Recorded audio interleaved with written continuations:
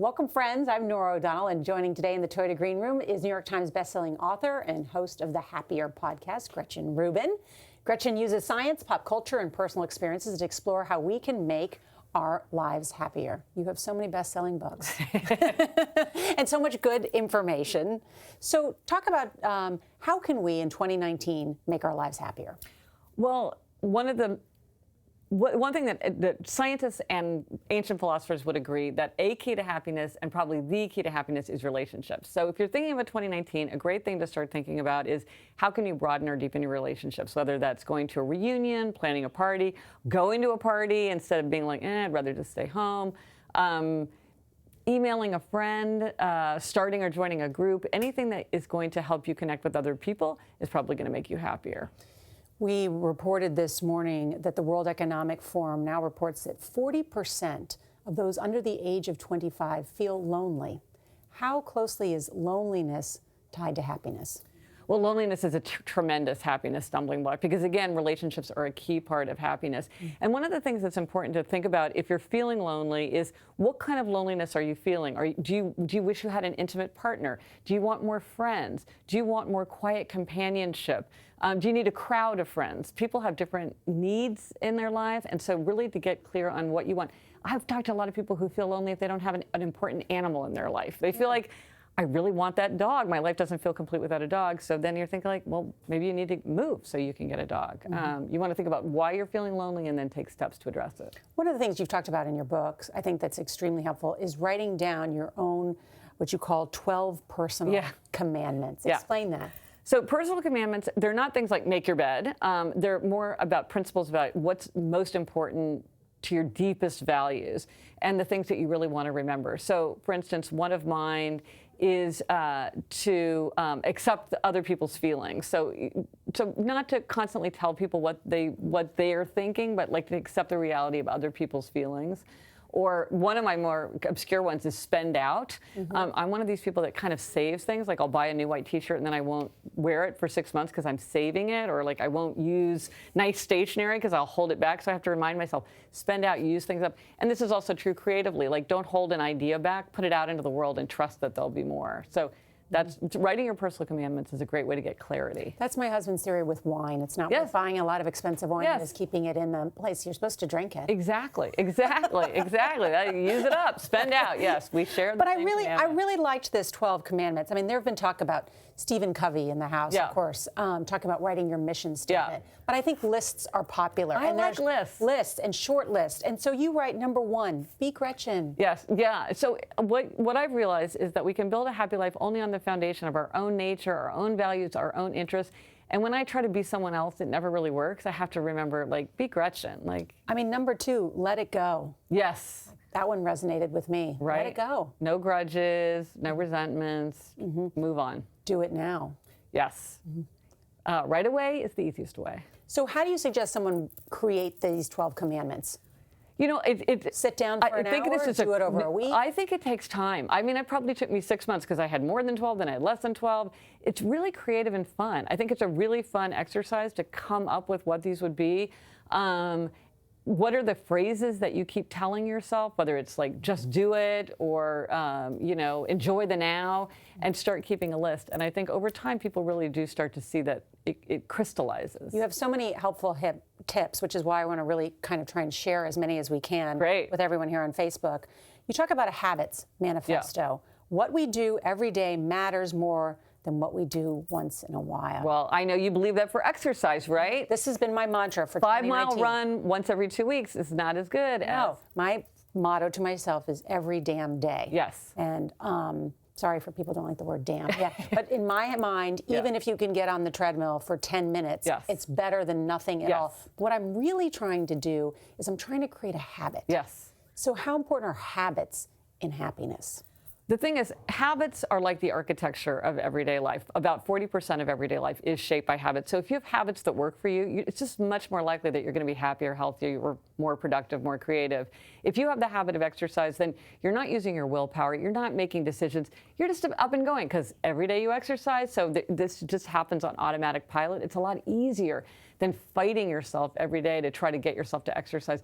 So habits can really make it easier to do the things consistently that we know are going to make us happier, whether that's getting enough sleep, whether it's giving a warm hello when people come and go from our house, whether it's stepping away from our devices, reading more. All these things are easier when they become habits. Another one of your habits manifesto, you say, when we give more to ourselves, we can ask more from ourselves. This is a fun one, because we should treat ourselves. We should load ourselves with healthy treats, because when we give more to ourselves, we can ask more, because we all need to feel energized.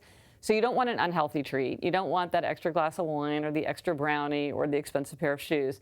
What you want is like doing a crossword puzzle, or buying yourself fresh flowers. Getting a massage? Getting a massage. Okay, that's my number one go-to, right? Yeah. But when you give yourself those things, and don't do it as a reward. Don't say, like, I have to earn it, I have to justify it. You get it just because you want it, and because you get that massage, it's actually going to be easier to exercise every damn day.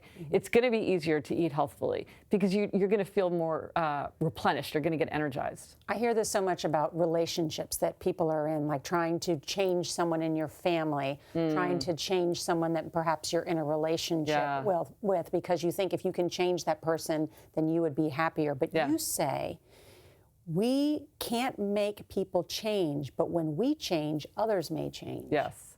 So if I want my whole household to have like a tender, lighthearted atmosphere. I can't make other people do that. But if I'm more tender and lighthearted, if I lighten up, then everybody else will change too. And I'm sure you've seen this, because I write a lot about outer order and inner calm. When one person becomes much more orderly, other people also just kind of start to become more orderly because of the example, and also just because we sort of catch behaviors from each other.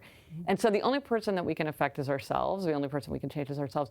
But when we change, then relationships change. So you're change part of it. Tell us about your new book that's coming out. Yeah, so in March, my book is called Outer Order, Inner Calm, because for most people, not everyone, but for most people, outer order contributes to inner calm, kind of more than it should. It's sort of weird. And so it's all about why we feel that way, and then what are a lot of the little, quick, easy things that we can do to create outer order and then to maintain it. Because we've all done the thing where you clean out your closet and a week later it's just as bad as it ever was. So give a specific example of how you can create outer order. So for example, you can follow the 1-minute rule. So this is anything you can do in less than a minute, do without delay. If you can hang up your coat instead of tossing it on the floor, if you can rip open a letter, scan it, realize you don't need it, and toss it. And what this does is it kind of gets rid of that scum of clutter on the surface of life, and then it's extremely effective. Another one is to use the test. So Marie Kondo's test is, does it spark joy? I found that didn't work for me because I'm like, these scissors don't really spark joy, but they're good, they're fine. Yeah. I always say, like, do you need it? Do you use it? Do you love it? Because sometimes I love things that I don't need or use, and sometimes I use things that I don't really love. But if I don't need it, use it, or love it, then I probably can get rid of it. So we use the phrase in our house, declutterization, which is, I don't think, actually an actual word. It should be, though. I love that word. Yes. But it's time for declutterization, the idea of like getting rid of what you don't need or love or doesn't fit or has holes in it. Time to move on. It's better to have less stuff than more stuff. Yes, because it just becomes overwhelming, and fighting through those things. And then also you're surrounded by things that don't really work. It's like that broken umbrella. Why do you have a broken umbrella? Are you going to get it fixed? No. Are you going to use it? Not really. Get rid of it. If you had to order, in terms of happiness, a couple of different things, in terms of what you eat, exercise, sleep, where would you put those three things if you had to rank them in order? I think I would put sleep first. Yeah.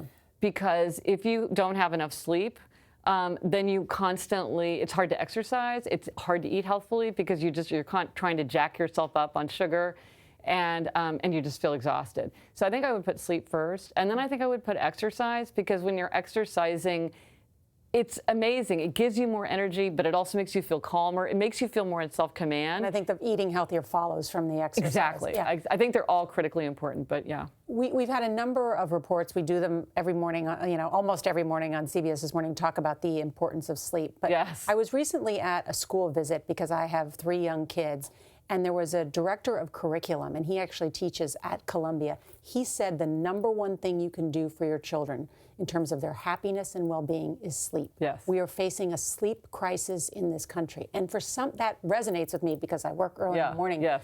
But I'm thinking we're distracted by our devices. We have them in our beds now. Yeah. We're sleeping next to them. That this is creating this crisis of loneliness, lack of connection with other people, and then lack of happiness. And health effects. No, it's tremendous. Here's an idea if you're having trouble with sleep. For a lot of people, they just find it hard to get themselves into bed. They're also, I know. What time do you get up in the morning? Yes.